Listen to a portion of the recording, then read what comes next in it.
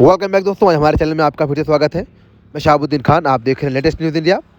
मशहूर फिल्मी नगमा निगार कैफ़ी आज़मी की 104वीं जयंती नानपारा में धूमधाम से मनाई गई।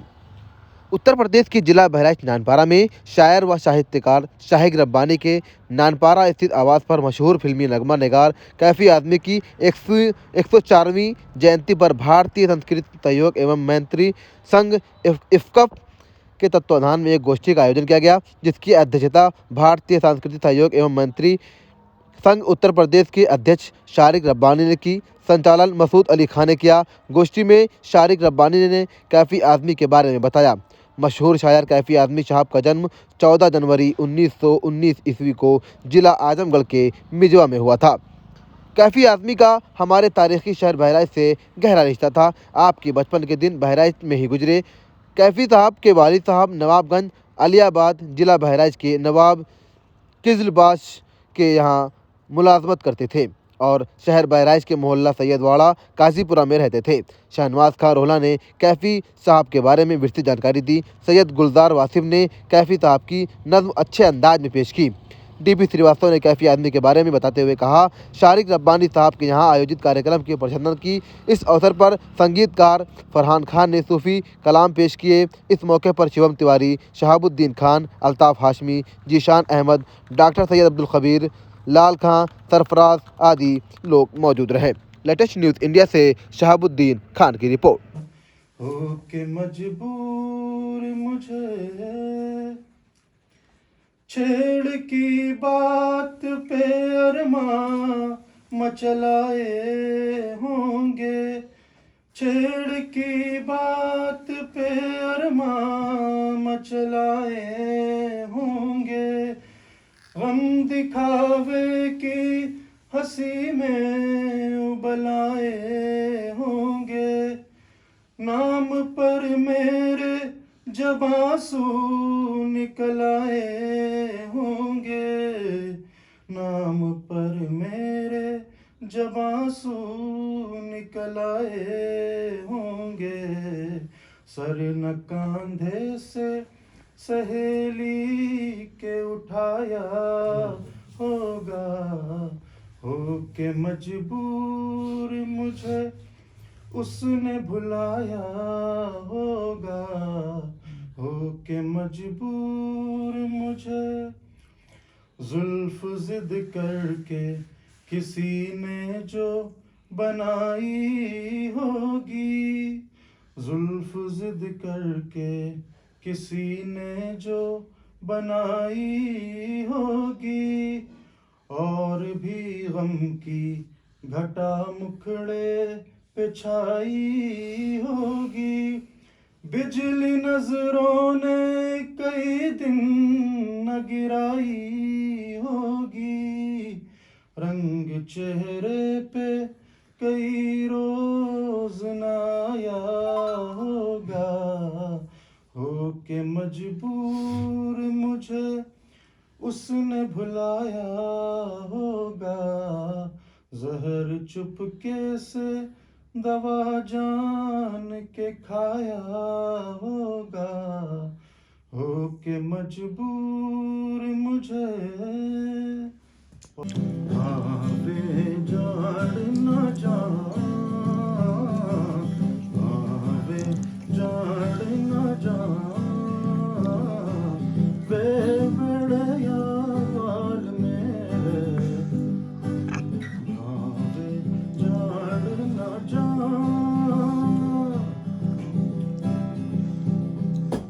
तेरे जी हाँ मैनू और न कोई, तेरे जी हाँ मैनू और न कोई, ढूंढा जंगल बेला रोई, ढूंढा था सारा जहां, ढूंढा था सारा जहां, बेवड़या वाल मेरे, आवे जाड़ न जान,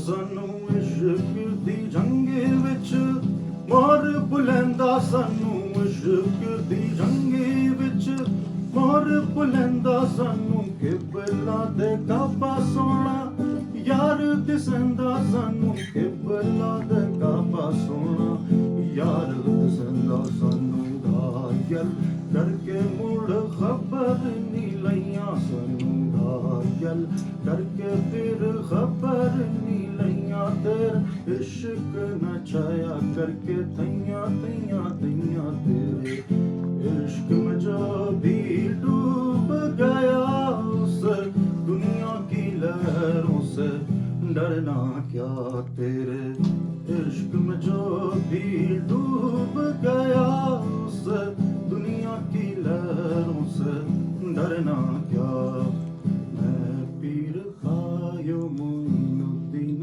औलिया मैं पीर खायो कुतुबुद्दीन औलिया मोइनुद्दीन औलिया कुतुबुद्दीन औलिया अलाउद्दीन औलिया फरीदुद्दीन औलिया जोड़ी हंज तबीबा नहीं ते मैं मर गईया जोड़ी हंज तबीबा नहीं ते मैं मर गईया ते इश्क नचाया करके तैया तैया तैया तेरे इश्क में जो भी डूब गया उस दुनिया की लहरों से डरना क्या तेरे इश्क में जो भी डूब गया उस दुनिया की लहरों से डरना क्या ओ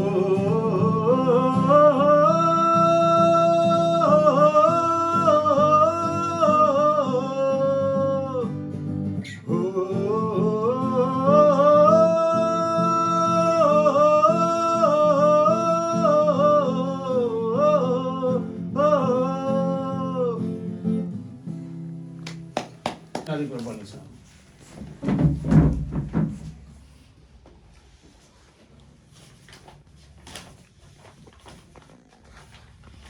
हाज़रीन महफिल आदाब।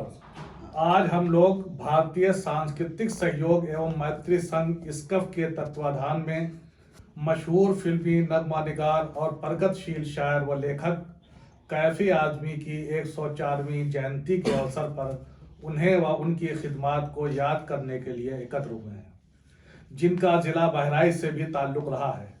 आज ही कैफी आज़मी साहब के पैतृक गांव मिजवा आजमगढ़ में कैफी आज़मी की बेटी और मशहूर फिल्म अभिनेत्री शबाना आज़मी जी और मेरे मित्र जितेंद्र हरि पांडे जी, जो इस्कफ व इप्टा के राष्ट्रीय उपाध्यक्ष भी हैं, के सहयोग एवं उनकी उपस्थिति में मिजवा में भी कैफी आज़मी की 104वीं जयंती पर भव्य कार्यक्रम आयोजित किए गए हैं।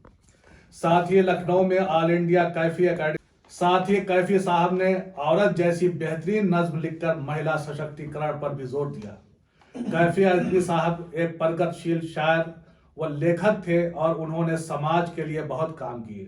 कैफी साहब के पिता सैयद फतेह हुसैन रिजवी साहब ब्रिटिश दौरे हुकूमत में नानपारा के करीब नवाब कजलबाश के ताल्लुका नवाबगंज अलियाबाद में तहसीलदार थे और उनका परिवार काजीपुरा बहराइच में रहता था।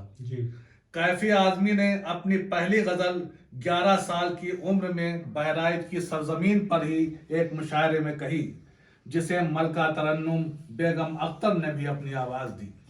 गजल का मतला इस तरह है, इतना न जिंदगी में किसी के खलल पड़े, इतना न जिंदगी में किसी के खलल पड़े, हंसने से हो सुकून न रोने से कल पड़े। कैफी साहब आज भी हमारे दिलों में बसे हुए हैं और उनके अशार व समाजी कारनामे हम लोगों को नई दिशा प्रदान करते हैं। धन्यवाद।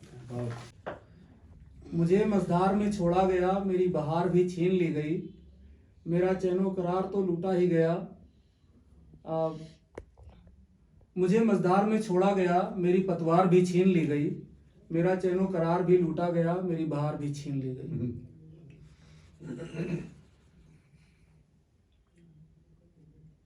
बाकी शेर याद नहीं आ पा रहे हैं। कैफी आज़मी साहब की ये एक नज्म है जिसका उन्वान है मकान। आज की रात गर्म हवा चलती है, आज की रात न फुटपाथ पे नींद आएगी, सब उठो, मैं भी उठूं, तुम भी उठो, तुम भी उठो, कोई खिड़की इसी दीवार में खुल जाएगी। ये जमीन तब भी निगल लेने पे आमादा थी, पांव जब टूटती शाखों पे से उतारे हमने। ये जमीन तब भी निगलने पे आमादा थी, पांव जब टूटती शाखों से उतारे हमने। इन मकानों को खबर है न मकीनों को खबर, उन दिनों की जो गुफाओं में गुजारे हमने। चार मिसरे देखिएगा।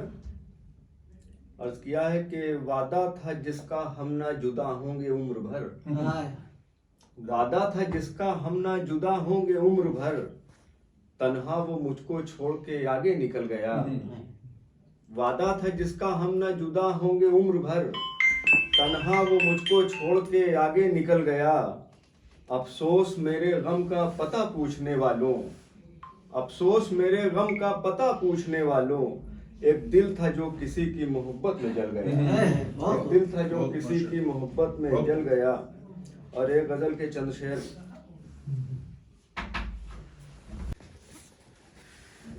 ISCUF की तरफ से करेंगे क्या? हाँ जी, हाँ जी। आज हिंदी साहित्य के अगर बेताज बादशाह कहा जाए, तमाम सारी चीज़ों में तो गलत नहीं होगा जनाब कैफी आज़मी को। उनकी 104वीं जयंती आज भारतीय सांस्कृतिक सहयोग एवं मैत्री संघ के तत्वावधान में जनाब शारिक रब्बानी जी के आवास पर मनाई जा रही है। ये बड़े सौभाग्य का विषय है कि किसी एक ऐसे सितारे को हम यहाँ पर बैठ करके याद कर सकते हैं। और ये नानपारा नवाबों का शहर जैसे लखनऊ कहा जाता है, उसकी अगर संज्ञा दी जाए नानपारा को तो ये कम नहीं होगा। यहाँ पर हम लोग जानते तो बहुत कुछ हैं, सुनते भी बहुत कुछ हैं, लेकिन कुछ ऐसी चीज़ें रह जाती हैं जिनको बयान करने का मौका नहीं आता या जिनको ज़मीनी स्तर से झांकने का मौका नहीं आता। तो आप ऐसा मंच रब्बानी जी देते हैं साल में एक बार कम से कम कि हम उन सितारों को याद कर पाते हैं जिनसे हमारी हस्ती, नानपारा की हस्ती पूरे मुल्क में जानी जाती है। जनाब आज़मी साहब यहाँ से नानपारा के आसपास के क्षेत्रों से काफ़ी कुछ जुड़े रहे हैं।